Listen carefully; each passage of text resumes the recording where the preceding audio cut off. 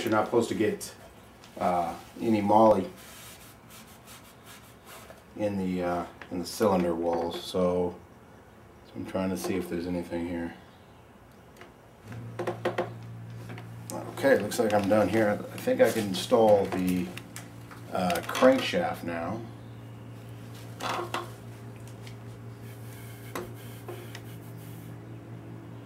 But that's all we're going to do today, because I got to make sure I don't want to rush this.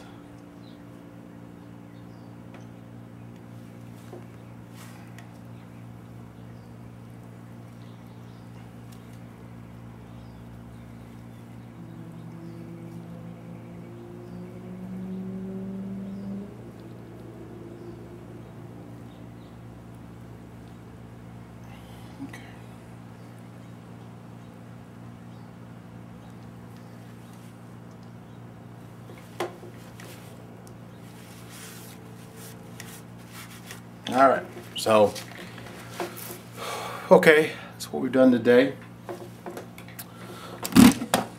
As you can see, we got it all in.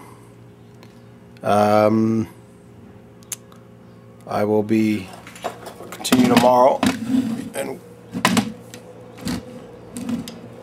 continue tomorrow on this. Probably I'll put the crankshaft in tomorrow. Seems to be moving pretty good.